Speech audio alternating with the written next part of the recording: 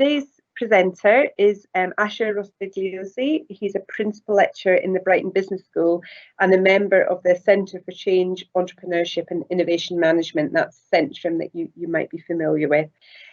His research focuses on e-commerce, digital marketing, big data and digital entrepreneurship. I've had the pleasure of working with Asher on a number of knowledge transfer partnerships, if you're familiar with KTPs, including one of the brand new management KTPs, which we're looking forward to starting as soon as we're in an environment where we can recruit a graduate to work with us. So I'm going to hand over to Asher now. You will hear from me again because I'm curating the Q&A and I'll be asking the questions to Asher at an appropriate time. But for now, Asher, over to you. Thank you, Shona. I hope I can be heard. This is the first time I've used this system for talking to a large audience, and it's exciting to have an opportunity to talk to a large audience. I want to take us through a range of possible changes that might be useful to consider during the process of taking more use of digital into your business. And I'm starting with a theoretical model, a framework or a step model to kind of place where we are. So in the course of the talk, I'm planning on looking at systems options, how to choose systems, where they come from, what to think about in terms of safety and compliance, how to use systems to work digitally, and how to build your web presence and use your website to do more. So I start with this model from Earl, which talks about the typical kinds of things that businesses do with their website. And at the lower end of the scale, the introductory level, we see websites that are like brochures that are primarily focused on external communication and where the key issue is having content that is relevant to your potential audiences. In the survey that was sent out before this talk took place, most respondents said that their websites were not ready to do e-commerce, but were mostly focused on brochure or content sharing. So I'm thinking that may well be where many of you are, but I'm going to give you a chance to tell me a bit more about yourself as we go into the talk. I see digital transformation as following a series of evolving steps where the add-in of the capability to sell or do transaction, e-commerce, is a very key step towards using your website to do more for your business, but that there are several things beyond that that small and medium enterprises increasingly are realizing they may need to do in terms of developing e-business capability, re-engineering how they do their work, how their work processes happen. And if they're going to link up with partners, for example, through supply chain management, moving up to a level of sort of e-enterprise, even though small firms may not think of themselves in that way, but building the information literacy that would allow us to take advantage of the types of tools and systems that increasingly we're relying on because we can't do business in the conventional way. So where are you? What's your next step? Earl suggests that you might be doing external comms. Have you thought about how you could use your website to support your employees and your suppliers? Are they actually the key users of your websites? For many small firms, that's the case. Or are you looking to add e-commerce? Could I ask you to put into the question area 2 numbers, like number 2 and number 4, whatever suits you? It would be useful to get some sense of how many of you already have e-commerce, how many of you are thinking about integrating with your external suppliers and their processes. So as I talk through the content of the lecture, I'm going to ask Shona to do a little count and cut in if we're getting some numbers in a minute or two. My intention is to talk for about 7 or 8 minutes-ish on systems options. What's involved if you're a business that hasn't done much with technology and are thinking because of COVID-19 we need to do more? How does one go about selecting systems, choosing ones that are robust, safe, affordable and compliant with legislation and good practice? That'll be a sort of introductory section. Then we'll have a break for questions. Then I've got some thoughts on how you might use digital to change the way you work as teams, as you gather resources and manage them, as you manage projects, as you allow your employees perhaps to work from home or partner up with other firms. And I'll think a little bit about some specific technologies like business process automation, supply chain management and workflow systems. Then we'll have a break. And in the final section, I want to think about web presence, which I see as two sort of quite distinct elements of using your website to do more, building on what's gone before, but also maybe a bit about digital marketing and how important one's website is for being found. Shona, have we got any indication of where people are and where they'd like to be next? Yes, we've got a couple of answers in. So we've got one where the answers 1 and 2. Mm-hmm. And then another where the now answer is 1 and next is 3 and 6. Mm-hmm. Thank you. Okay, great. Well, I've got plenty to talk about, so I'll push on. Please put questions as they come up into the chat bar or in the question box, or if there's something that really doesn't make sense or you want me to go into more depth, Shona will interrupt me if we think it's important. So for many of you, if you've got a website and you're thinking, what next? Maybe we need e-commerce. It's about selecting a system that allows you to do some of the things that might be on your wish list. In the top right corner of this slide, I've got something known as the Moscow, which is a simple way of getting your company to think through what the website must have or what a system that you're selecting must have. And although this is very simple, it is quite important early on in choosing a system to talk about the various possibilities. What could we do with a website? What would e-commerce look like for us? Or what would a collaborative software system for our employees to use look like? Getting the ideas down on the back of an envelope, the must-haves, the should-haves, and then realizing that we can't have everything is important. On the right-hand side, on the left-hand side of the slide is a checklist of questions you need to ask yourself of any system that you're investing in. Does it do the job? Functionality. Will my employees, my customers, and my suppliers and partners be able to use it? Is it usable? Probably for small and medium enterprises, performance and scalability are less of an issue. But if we think about the problems that have occurred for, I don't know, firms like B&Q over the bank holiday weekends, performance and scalability are big issues if you expect spikes in traffic and use. Compatibility and interoperability. You don't want to make your life harder. If you're choosing a system and you already have an accounts package, you already have a stock management system, already have an HR system, thinking about how whatever you add to your website or whatever system you choose will work with those is important, as are extensibility, scalability and reliability, being able to build them up. And finally, will there be someone to answer your questions? What happens if things go wrong? So the big issues, I think, for choosing a new system are, will they work with what we've got? Will they work with who we are? And do we really want them? Systems integration, employee resistance, and management commitment are the most common causes of firms putting in place a system and not using them. This slide talks about open source software because there are many vendors trying to sell you software, and I'm going to talk a bit later about how to Google and search for things, but I wanted to emphasize the value and reliability of software that is written by people who are not trying to make money out of it. If you're not familiar with open source software, this may seem counterintuitive, but the Apache web server is maintained and built by a global team of developers who are not paid to do it. They do it because they want web servers to be robust, secure and safe. The Linux operating system, GIMP, the graphic operating tool, these are all software packages that are built by people who want to answer real problems and learn from each other in a kind of globally networked way. It may sound a bit idealistic, but in many instances, open source software provides the most robust and affordable solution.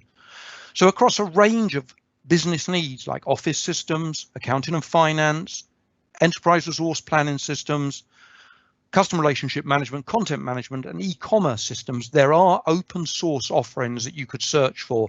And the FOSS for SMEs EU website is a good place to find EU legislation compliant and recommended software.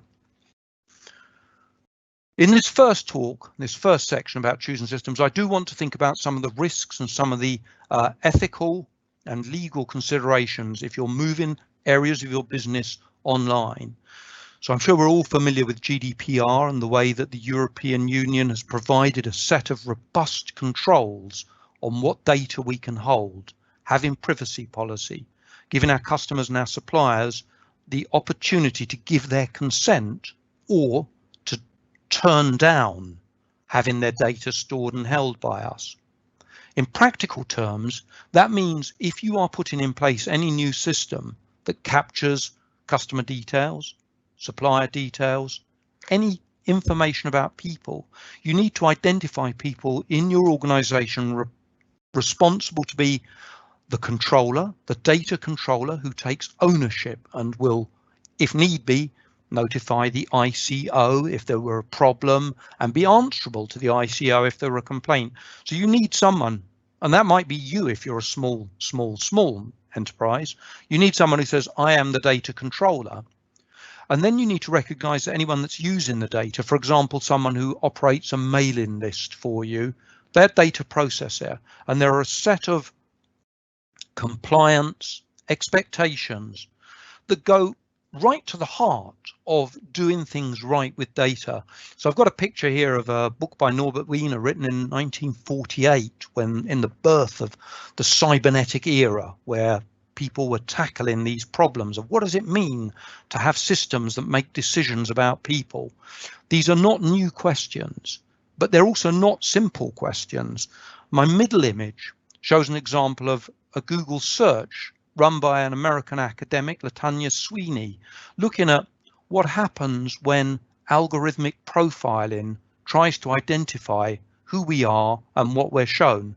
Latanya's a black woman in America, and she finds that when she types her own name into Google, the kind of offerings she gets relate to algorithmic injustice and a historical non-recognition that Black Lives Matter. And I think it is important that we don't just think about GDPR, but we think about what is doing the right thing with these systems. Don't worry, it's not all going to be as abstract as this, but I will offer you a very nice open source tool for working with your employees. The Data Ethics Canvas is a brainstorming tool that gets us to say, if our website has things on it, what might happen? How might it help? How might it cause problems? This slide has a lot of different text bubbles on it, and not all of them are relevant for all of us, but downloading and using this Data Ethics Canvas early on in deciding on what your systems are for and what you want them to do might help you to identify potential risks, potential problems, things that you need to take seriously. Oh, I've gone all heavy on you. I'm going to stop and ask Shona. Did that elicit any questions so far, Shona? You may be muted. Sorry. Slightly late on that. No problem. I think I've done that in the first question in every webinar so far, unfortunately. So what we've had, just scrolling through, we've had a number more submissions in terms of the question that you asked, and they're mainly coming through, yeah, 1s, 2s, 3s, and 4s. Pretty much. I think that covers them all. Excellent. We've also got a student who's a graduate. He's happy to see your face again. And now we've just had a question coming through. Considering all these elements an SME should be aware in order to establish itself in the digital world, is it not better to start using established platforms such as Amazon? It's a really good question. And yes, I think that if we're talking, if the question relates to, for example, selling online, I think that using established platforms such as Amazon, eBay, UK listings sites such as Free Ads, Gumtree, these are all good platforms on which to do business. We don't necessarily need to build all the capabilities into the firms. Firms can access many services that I'm going to talk about on the cloud, so they don't install them and run them on a server, but are using them on a either a pay-per-use basis or on a free basis. So yes, I think that makes a lot of sense. Even if you are using Amazon, if you're going to keep records of who's bought from you and use that as a way of perhaps building an ongoing customer relationship, reminding customers about something they bought from you, perhaps in the hope of getting a review or a reorder or a further order. The questions about ethics and data governance are important to bear in mind. And if, for example, you were using Amazon at any kind of scale, you might want to have capability to download from Amazon things like sales figures, who's viewed your offering and then not bought it. So some of the questions I raise about, or the challenges I raise for firms about how are you going to choose the systems you use, are there even if you're going to outsource much of what you do? But it's a great question, and yes, often that would be sensible. Lovely. So we've had a couple of thumbs up for the data ethics canvas. So certainly looks like at least one of our participants is familiar with it. So that's been of interest. A slightly more fundamental question is, what defines e-commerce? That's a great question. If you don't mind, I'd like to hold that back and talk about that in the third section of this talk, when I'm talking about business capability. There'll be a gap again before then. Shona, could you help me by reminding me there was a very specific question about what defines e-commerce? I hope that's all right, but I think what I'd like to do now is move on to unless there are other questions.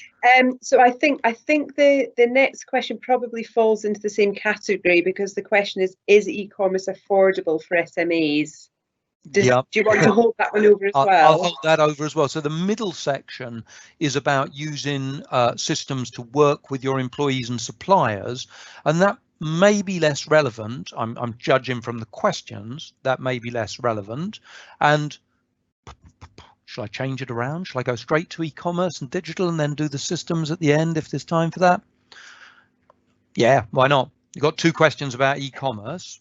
I'm going to shift to part 3 of the talk. Think about those questions now rather than deferring them. And then we can think about how could you use your systems to work more with employees and suppliers. So bim, bim, bim, bim, bim, bim, bim. Yep. So the third part of the talk, the bit about e-commerce, has 2 stages to it. One is about evolving your website, adding capability like e-commerce. And the other is about areas to do with digital marketing. And while I'm talking, I'd quite like it if a lot of you want to know a lot about digital marketing, throw two into the question. And Shona, you might hurry me along if after a little while I'm still talking about e-commerce and it turns out a lot of people want to know about getting found. So the 2 halves of this section, where I think about your web presence, are how to build capability on your website, and I'll think about e-commerce to start off with, and then I have a bit about things that might help your website to be found, which is number 2 option if you're voting. So here's another stage model from Gray et al. And there Gray thinks about websites and web presence as being communications and then showing yourself on the marketplace. So having websites that list products and offerings and tell the world about what you do. And from what I'm picking up, that's where a number of you might have websites at that stage. So what defines e-commerce? Well, I'm an academic, so we go a bit pedantic on definitions, but the difference between e-commerce and e-business is that e-commerce is generally seen as transactional, taking orders and fulfilling orders through an online process. So I would, to that first question, I say, yes, you can add e-commerce capability if you open an Amazon reseller account and list your products there. And why not? It's a way to reach an audience without many of the transactional complexities and with enormous reach. So to me, that would be doing e-commerce. If you haven't sold yet online and you added details of your business to Amazon, eBay, Gumtree and other reseller sites, that would add e-commerce capability. You might want to be able to take payment directly. So that might involve adding PayPal account to your website. If you don't want to go into having vendor transaction capability, which does add complexity and does add a huge amount of additional risk in terms of the legal and a moral burden of owning people's credit card data, having access to it and so on.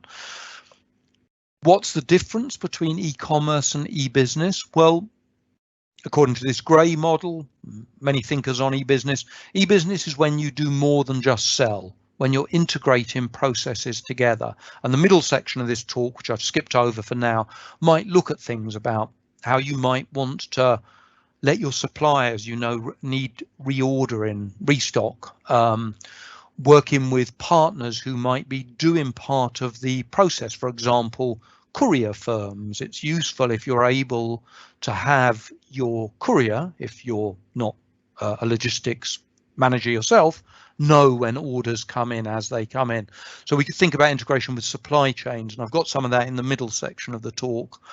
And then as we move up the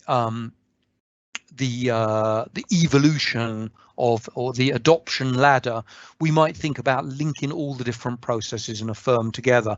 So things like our communications, our customer relationship management.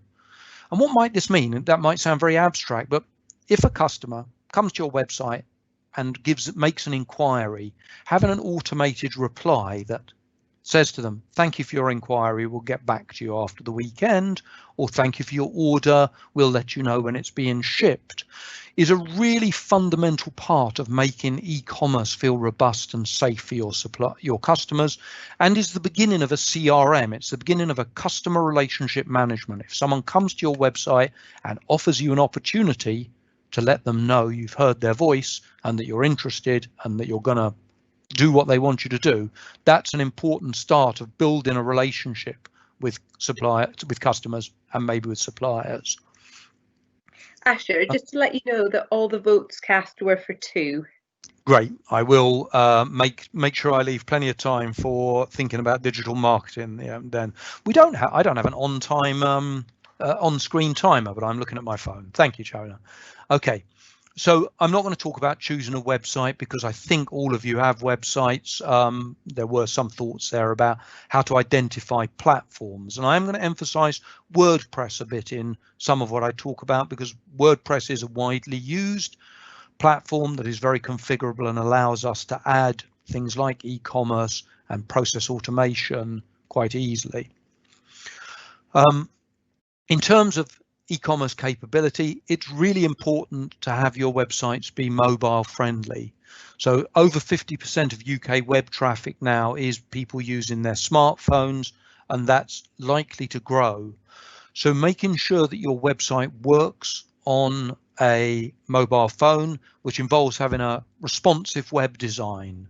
And that doesn't necessarily mean reinventing the wheel. It could mean downloading a specific template from someone like a WordPress plugin provider or a Weebly template that would give you a responsive design so that your content moves around on the screen depending on what orientation it's held at and what size. Beyond being mobile friendly, if you want your content to be found and dealt with by Google generously, you need to use what they call structured data or rich snippets, which are how they prioritize showing their search results. I've got a screenshot here of Google's structured data testing tool. This is a free test that will just tell you how your website currently performs in terms of Google's expectations for being able to find data in there. And I'm going to talk in a minute a bit more about what these rich snippets are and why they matter a lot, especially in relation to our mobile users. But I'll talk a little bit first about how to make your website work harder for customers who are arriving there. So one of the ways of making e-commerce capability more effective is to have the website change according to how it's used. So website personalization is probably the most significant transformation of websites going on across the business spectrum at the moment. What used to be a complex set of softwares that were used by firms with high investment levels like Amazon now are a set of templates that can be downloaded and used on platforms such as WordPress. So in this particular example, I'm looking at the if-so set of templates, which will respond offering different pages depending on whether the person who's there has been on your site before. And if they've bought from you before and identified, then it will draw on their CRM data, so previous purchasing, to offer them products they've looked at before, categories of offering that they've used before. If they don't already have an account, if they haven't been there before, then just where in the world they are, whether they're logged into Facebook, what search terms they use to arrive at your website, are all things that might allow your website to offer something more specific to the needs of each of your visitors. At the more scary end of transforming your website to engage with your customers are chatbots. Chatbots are the kind of things that we see on big business websites like O2, if we go there, or the Microsoft website, if we go there, a digital assistant pops up and says, hello, who are you and how can I help? They can be off-putting. They may seem very complex, but increasingly firms like Microsoft and a lot of open source providers are offering chatbots that will ask the most common questions and answer them of visitors without any significant investment. So I've got here a screenshot of a chatbot in a day workshop that's run by Microsoft. It's free. And if you had 10 frequently asked questions that your website has to deal with, putting a chatbot there could help to smooth the customer journey and get them engaged. Okay, so a lot of you have said that you're interested in getting found. I'm going to spend a little bit of time thinking through, where are we on time now? I'm going to spend a little bit of time on thinking through digital marketing and issues, but I'll just check in with Shona. Have questions come up that might be relevant to what I'm about to talk to, Shona? So in addition to the two questions that we parked, we've got another question about how a B2B company that sells services can transform to e-commerce, or is e-commerce only for product-based companies? Oh, that's a really good question.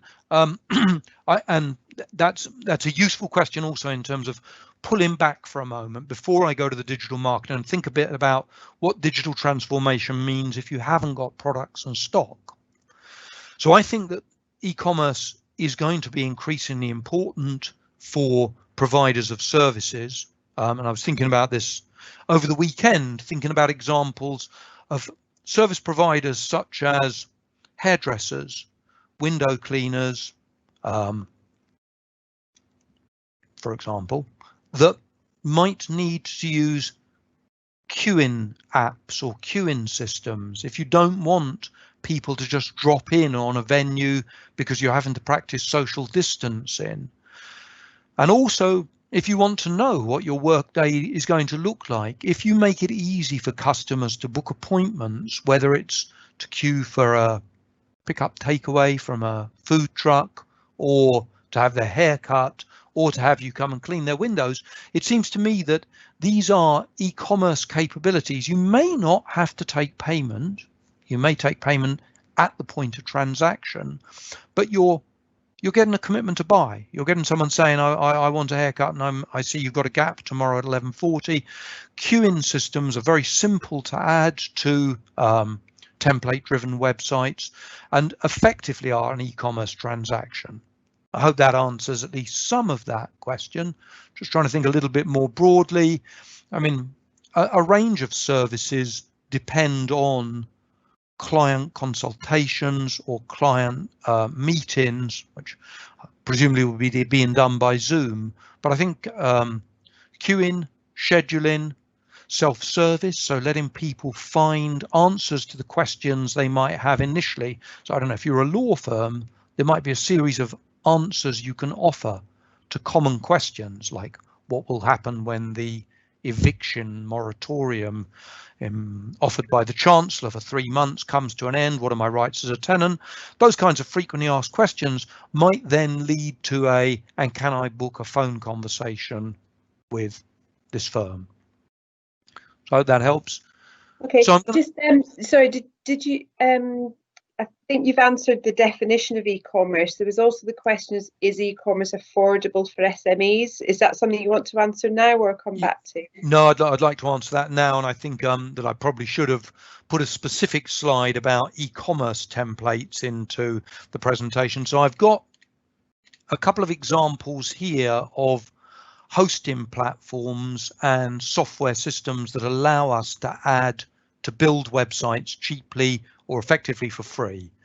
So WordPress, Wix and Weebly, Jimdo all offer systems where you're only paying for the hosting, you're not buying software, and all of them have e-commerce extensions that would allow us to add e-commerce capabilities. So of course it's not free, because someone in your organization has to take time, or maybe you have to pay someone to embed it and integrate it with your system.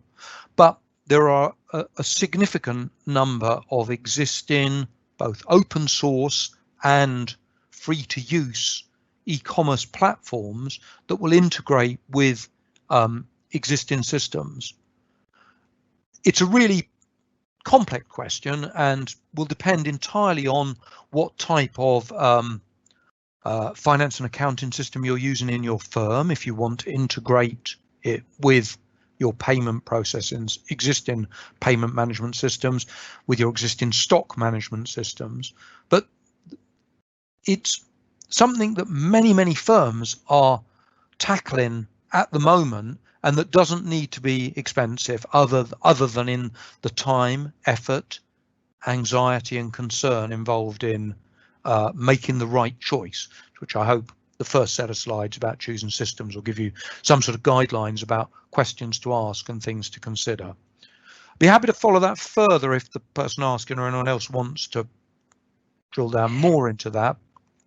I think it has brought back a supplementary question. Mm-hmm. Does this mean SMEs need to employ an IT expert? How do small companies that can't afford that navigate all these options? Okay, they're good questions, and I'm afraid there aren't simple answers. Do you need to employ an IT expert? I think it's unlikely you need a full-time employee, but it might be worth taking someone on for a project. There are going to be many graduates this summer entering the labour market who've had experience of thinking about e-commerce and web design systems. And here I'm doing a little bit of pitch for the University of Brighton, my employer, and the knowledge transfer team that Shona works for. But more generally, it isn't rocket science. Actually adding a e-commerce template to an existing platform, or shifting your website from a static platform that was built for you some years ago and is no longer mobile friendly into something like WordPress, can be done by someone with quite rudimentary technology capabilities. And so it may be something you can do for yourself, but you've probably got a business to run, and spending your weekends figuring which template works sounds like it might be hard work. I think that there are plenty of opportunities to work with relatively new entrants to the market, or there are many organizations offering consultancy in this arena. The web does make business experience very transparent, so finding a firm in your area that does consultancy on digital marketing and e-commerce, and then Googling for reviews, reference sites, sending emails to a couple of firms in the same sector as you. Of course, there are risks getting somebody to do a job for you, but if you're successful business people who've managed growing a business, you'll know that there's a set of questions we ask, like, can this company do what we want Is it at a price we can afford? Do we feel they're speaking our language? Are they available now? So I don't think you need to employ people. It's much more likely that you'd have someone come and do a little bit of a project for you. And I'd very much encourage you to think incrementally. So if you've got an old static website, first moving it to a mobile friendly platform like WordPress, Weebly, Jimdo, where you then have access to a set of plugins that can be downloaded and added. Don't try and do everything all in one go. I probably should have put that on the risks for systems adoption. Big projects that try to solve all our problems generally don't manage to cope with the detail of them. Shona, do you think I've addressed that enough? Anything come up supplementary? No, I think you're good to go on for now. Thanks. Thank you. So I think we're about 40 minutes into this talk, maybe 35. I want to talk a bit about getting found, because Shona said a lot of you put in number 2.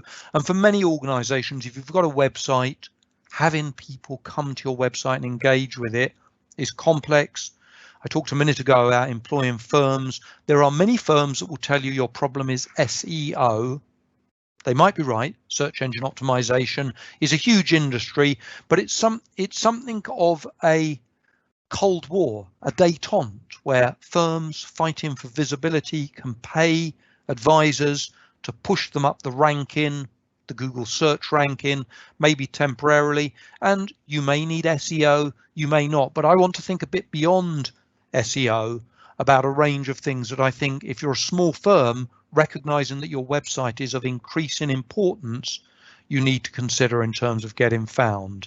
So I'm going to talk a little bit about knowing what's happening with analytics, a bit about paying to have people come to your site, a bit about encouraging links to your site, about showing up well with rich content in Google, and a bit about social media. I've kept social media to the last. I'm assuming that in this era in which social media is so deeply embedded in our lives, my expectation is that many firms who may have quite simple websites will already have a Facebook page and be using social media to build relationships with their customers. If you want me to focus more on social media, put into the question, please, more social media, because I'm going to push it to the end of the list unless told otherwise. So what I think you should all be doing is using Google Analytics. And in the survey I sent out, none of the firms that answered the survey said they were using Google Analytics.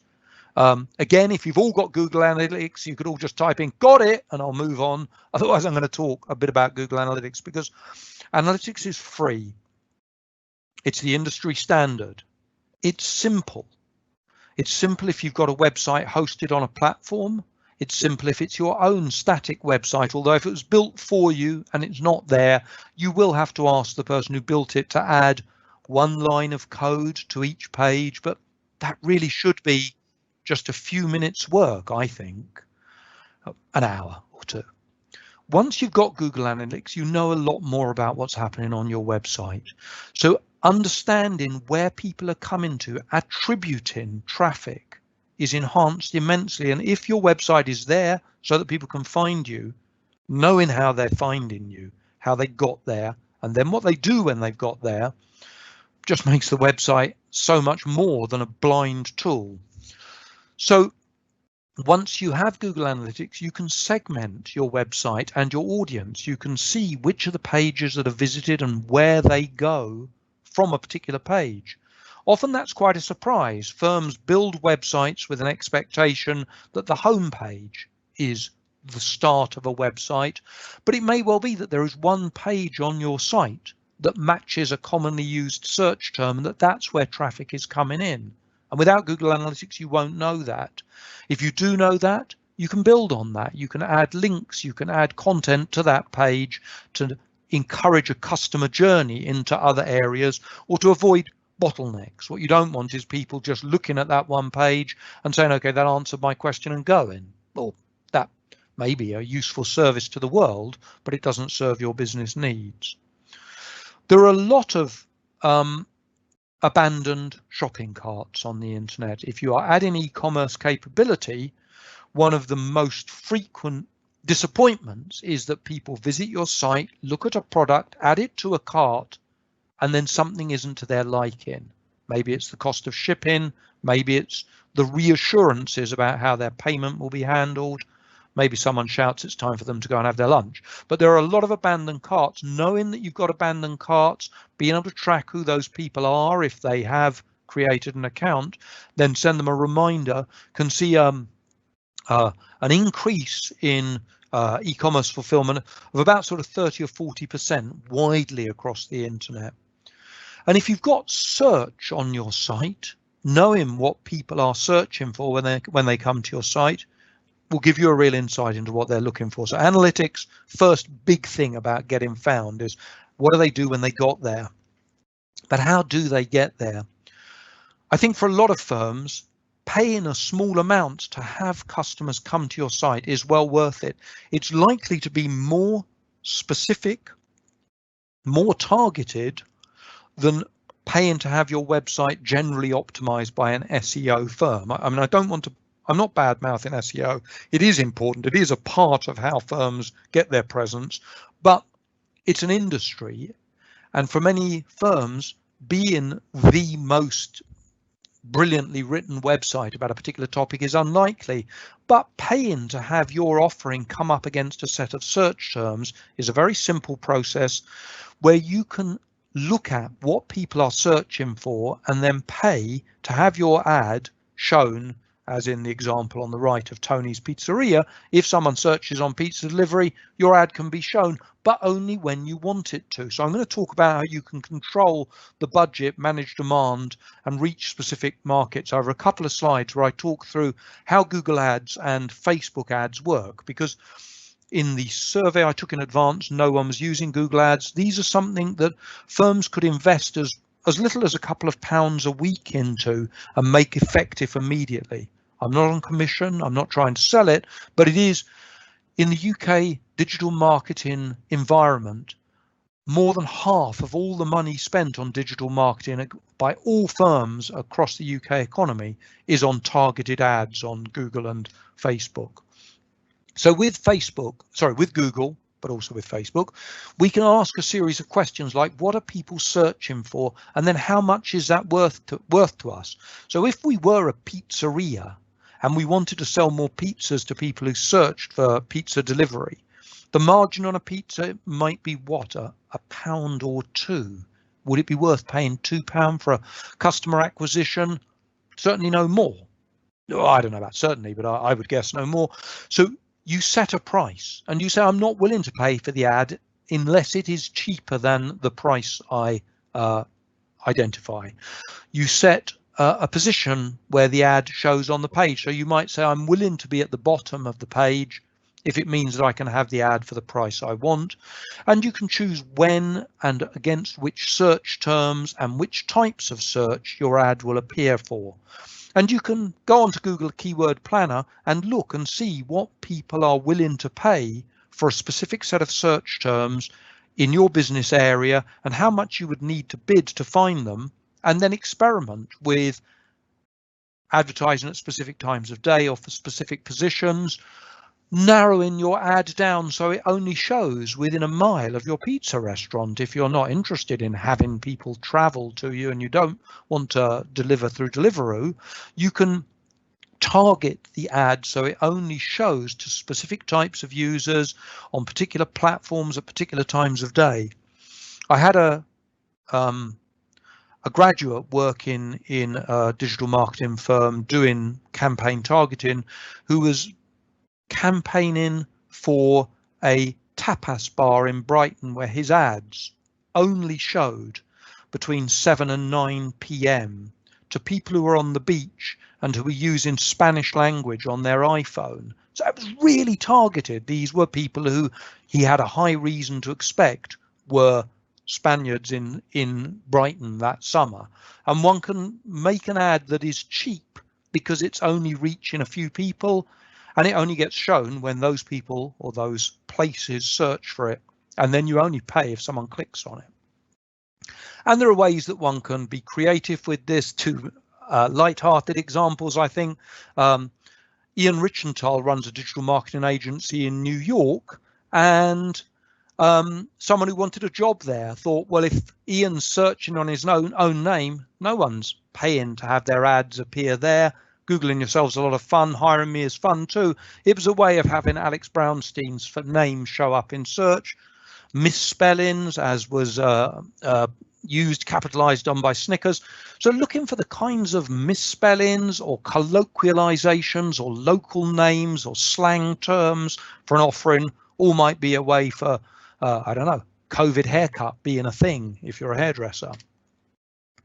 I've got here a couple of screenshots from Facebook, their ad offering, just to show the same sorts of things, that one can pay to have an ad that only targets people who might convert, that we can give a campaign name, that we can use a specific location, an age group, an audience size, and then pay to reach those particular audiences. So these tools are easy to use. If you've not used the Facebook ad system or the Google AdWords system before, you could put a tenner aside, spend 20 minutes and just see if you get a surge of traffic, people clicking through.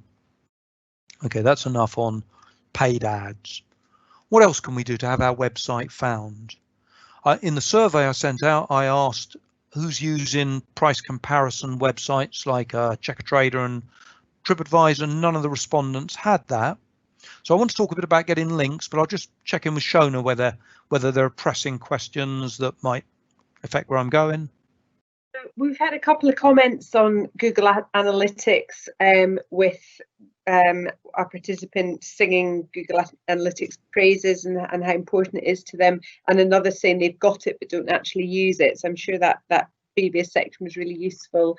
Thank you. But not. Oh, okay. There is a question literally just come in. Oh, it's just disappeared. Any views on using LinkedIn adverts and/or membership? Thank you. Good question. Yes, I see LinkedIn as having the same sort of capability of targeting. Basically, it's a business model that Google invented in about 2003, and it is the most successful digital marketing model there is, where you use the power of a platform that has big reach to make an offering that is very specific to a particular audience. And this so for LinkedIn, if you have a B2B offering, you can. I've not used the LinkedIn platform to place ads, so I don't know what the sort of minimum budget is, but my guess is that it will work in the same way. I'd be very surprised.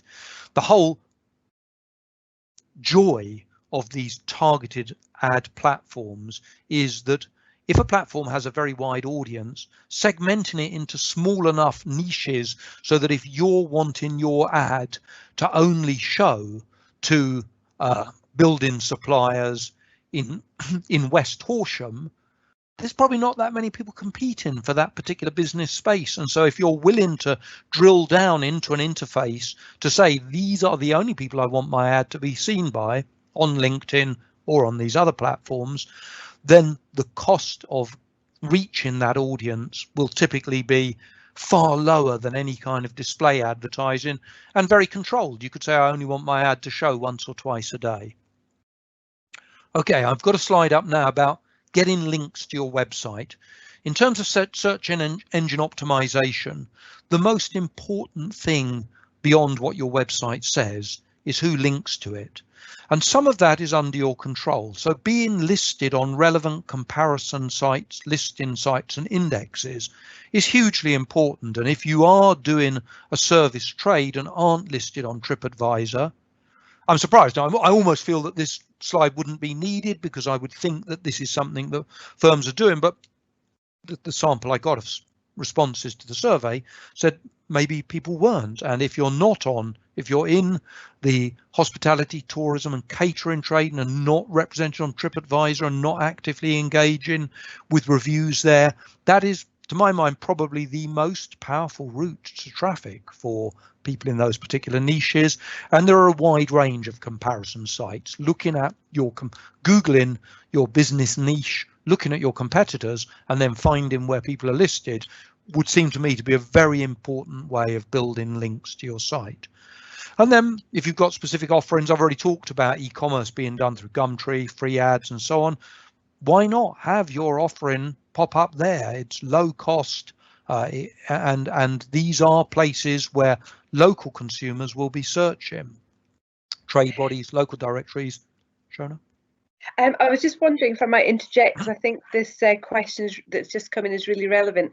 It's about how to measure the impact of paid ads. So this participant finds Facebook ads tricky and feels they can never measure return on investment. Thank you. Really good question. Sadly, there isn't a simple answer, because return on investment on ad campaigns, the complexity of attribution is difficult. But if you've got Google Analytics, you should be able to see fairly precisely those visitors to your website who are coming through a Facebook ad. The person who asked that question, if they know different, I'd be delighted to get a comeback on that and think a bit more about the complexity, because I know that there is a kind of an evolving situation where Google wants one to pay for more and so gives less through Google Analytics for free. But I'm pretty sure that Google Analytics give quite clear attribution for paid ads from the Google platform and the search terms that were used to display that ad, and some attribution from Facebook and other paid display areas. So the answer is really Google Analytics. Does that tell you about ROI? No, because there's certainly plenty to indicate that visitors see an ad, look at a website, go away and think about it. Don't even add it to the shopping basket. Come back later. Remarketing, retargeting is a whole industry. YouTube does a very good set of offerings that will follow that up. If you've had someone follow a Google ad, look at your website, and then they're looking at a video that's relevant, like how do I choose the best plants from a garden centre a week later, that might be the time to do a remarketing or retargeting ad campaign. So there are ways of adding to the complex ways that you bring customers in. But as a start point, I think paying to have some ads at a budget you can afford, and then tracking them in analytics, making sure you are listed on relevant sites. And then on the right hand side of this slide, I'm going to move on to that unless further questions take me away. I want to think a bit about what you should be doing to have people, could be doing, to have people talk about your products and services. So the growth of social media as a route into marketing is very significant. A lot of traffic is likely to come from referrals from people who've mentioned your service, liked your service on Facebook, Twitter, Instagram, or have blogged about it, or maybe not. I don't know the sectors you're in, but across the business environment, the impact of word of mouth marketing is growing. And so having some awareness of what people are saying about your firms, if there's someone who's writing a blog about something related to your service, it doesn't just have to be pretty young things on Instagram. It could be a guide to how to get house renovation done and trusted builders I've worked with. People create content about a range of life experiences. Now, you probably don't have time to spend your weekends reading blogs about people talking about how they've used builders if you're a busy builder, but once a month, Googling the business area you're in, the sector and the location you're in, and just seeing if people are talking about you probably makes some sense. If you've got something that can be turned into a story for national or local press, COVID-19 is a time where a lot of people are wondering, how's it going for hairdressers? How's it going for business?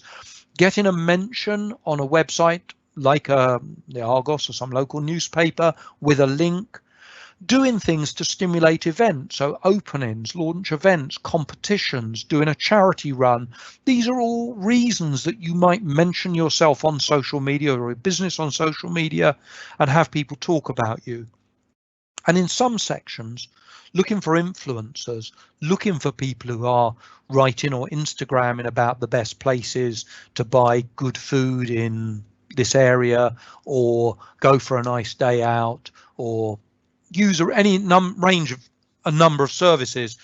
The role of influencers isn't necessarily thinking about big names like the Kardashians, but looking for someone in your area who's passionate about something that you might be delivering a service on, particularly existing customers who've been pleased with what you offer. Asher, just to note that that's actually us at 1 o'clock now. I think the questioning's been very active, so I don't know if there's a way of sort of wrapping up. Okay, I'm just going to look to see how many more slides I've got. I've got 3 more slides that I want to talk to. Can I talk for 3 more minutes? We started 3 minutes late. Or should I go for questions? Are there questions pending right now? That's what's difficult in this sort of environment, because we can't do a straw poll. I've only noticed 2 people dropping out, so I'm hoping that people may be all right. It's a bit of flexibility. So I'm going to go on for 3 minutes and be rude, and I won't take offence if people drop out. So in terms of getting found, there are a couple of other things I think are important for local firms to do. One is to make sure your website displays what's known as rich content or rich snippets. So I've got an example here of a local search. The stars, the telephone numbers, the locations on the map. These are things that should be embedded on your website, even if you are not yet doing e-commerce and are at stage 1 of the digital transformation. Just having a website that says who you are, making sure that they do have that structured data that let them get found, and that on a mobile phone would allow a user to click on the direct me to this business, open their website, tell me their opening hours, or call them on the phone. These are all really important ways of making even a non-transactional website integrate with Google better. And we can do it very easily. I mean, if you're using WordPress, but any of the platforms, there are dozens of free plugins that will allow you to put your phone number, put your Google Map location into your website. I did have some notes here on how to search well, because it's sometimes if people are not used to finding things that are complicated, they get told stuff that isn't useful. So make sure you're looking for recent results in the drop down, and maybe put a plus sign if you want it to be free, or quote marks if you want a particular set of plugins to show up. Probably last slide, isn't it? Getting found, social engagement, listening to people talking about you. I've talked about some of this already, but remind your customers to like you, to review you on Google, to mention you on Facebook, to tweet or post a picture on Instagram if it can be used, if it's not ridiculous. Reply if anyone says anything. Do a search against your brand name. If you've got a Twitter, a LinkedIn, an Instagram or a Facebook account, don't leave it empty. That even if it's 1 minute a day, you should go and have a look what people are saying about you, because the chance for building good relationships is strong, and negative word of mouth is harmful. I think I'm probably over my 3 minutes. I'll stop and see if there are questions or anything people would want following up on. Shona, how are we? Lovely, thank you. I'm just having a very quick look at the latest. So I don't think there are any more questions right now. Good. We have gone on to practically all our attendees. So many thanks to everyone who has joined us, and apologies for running slightly over. That was probably my fault for whittering on at the end. As we said at the beginning, we will be circulating Asher's presentation to you. So you'll see that there's some content in there that Asher hasn't been able to cover. And all I would say there is, if there are questions and further discussion on those, we're more than happy to respond to those. Equally, if you want follow-up webinars or discussions, we're very much open to that prospect. But I think with that said, it's probably time for us to tie up. Asher, do you want to just unshare your screen? We've got a slide with contact details on it at the end. Yes, I want to unshare my screen, and also take my opportunity to say thank you for joining me. Thank you for the questions. Very interested in follow-up. In the best practice of digital marketing, I'd ask you to review, comment, like, or share this talk if it's been useful. and I hope we can do further useful things in the community. Thanks, Shona. Thank you. So just in a second, hopefully our ending slide will come up. Excellent, here it is. So just to end up, many thanks for taking part. It was great to see the level of interaction and the questions that were coming through today. I would like to thank Asha very much for preparing and presenting to us today. Obviously a topic that was very warmly received. I'd also like to thank our partners Costa Capital and Business East Sussex for helping us to reach out into the business community. That was exceptionally helpful. And then other than that, just to remind you that our website does outline the number of ways in which we can work with SMEs, but very happy to hear from you by email, LinkedIn, Twitter, etc. To have a dialogue with you about the ways that we can work with you following this. We have one more webinar in the series that's on Thursday of this week, and it's entitled Exploiting Agility for Advantage. So if you haven't already, and that sounds like a topic that's of interest, please do join us. And just a reminder that you will hear from us as a follow-up with the presentation, and we'll reiterate the contact details there. But for now, many thanks for joining us, and we look forward to engaging with you further.